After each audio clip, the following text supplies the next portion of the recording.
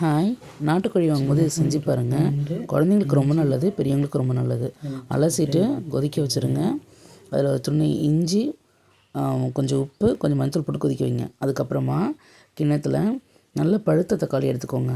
அது உப்பு, மிளகு, ஜீரகம், கொத்தமல்லி தழை போட்டு நல்லா பிசைஞ்சுக்கோங்க. கையால் பிசைஞ்சாலே போதும், அதே நல்லா மசிஞ்சிரும். கையால் பிசைஞ்சிட்டு நம்ம கொதிக்க வைக்க வச்சுருக்கோம் இல்லையா, அந்த தண்ணி எடுத்து அப்படியே இதில் ஊற்றிக்கோங்க. இந்த சூடான தண்ணி இதுக்கு போதுமானது. அந்த தண்ணி அப்படியே அதில் ஊற்றிக்கோங்க. ஊற்றிட்டு என்ன பண்ணுறீங்கன்னா, இந்த கிண்ணத்தில் ஊற்றி வச்சுருக்கோம் இல்லையா, அதை வந்து மூடி வச்சுருங்க கொஞ்சம் நேரத்துக்கு. அப்படியே மூடினதுக்கப்புறமா அது அந்த அந்த கொதிநிலையே இதுக்கு போதுமானது. அதை மூடினதுக்கப்புறம் ஒரு 2 மினிட்ஸ் 3 மினிட்ஸ் கழித்து என்ன பண்ணுறீங்கன்னா, அதை டம்ளரில் மாற்றி குழந்தைங்களுக்கு கொடுத்து பாருங்கள். கண்டிப்பாக குடிப்பாங்க. பெரியவங்களுமே இதை குடிக்கலாம். ரொம்ப நல்லாயிருக்கும். இது குடிச்சு பார்த்துட்டு எப்படி இருக்குன்னு சொல்லுங்கள் எனக்கு. ரசம் எப்படி இருக்குன்னு குடிச்சிட்டு சொல்ல.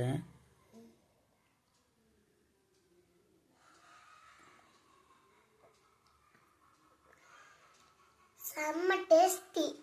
நல்லா இருக்கேன். தொண்டைக்கு எப்படி இருக்கு?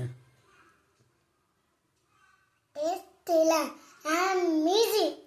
இது வந்து ஆயா வந்து எனக்கு கொடுப்பாங்க. எப்போ நான் சளி பிடிச்சிருக்கேன்னு வச்சுக்கோயேன், அப்போ இந்த மாதிரி கோழி இருக்குல்ல, நாட்டுக்கோழி வாங்கி அப்போல்லாம் வீட்டிலே இருக்கும் கோழி நிறையா.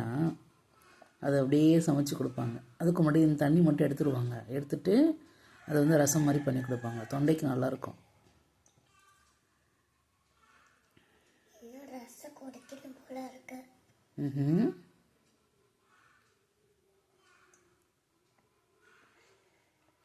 சரி, நீங்கள் அழகாக விளையாண்டுட்டு மம்மி அதுக்குள்ளே குக் பண்ணி முடிச்சிடுறேன். முடிச்சுட்டு உங்களுக்கு வந்து உங்க கூட ப்ளே பண்ணுறேன். சரியா? அம்மா, இன்னும் கொஞ்சம் சாறு இருக்கா? வேணும். இருக்குடா, வச்சுருக்கேன் அம்மா.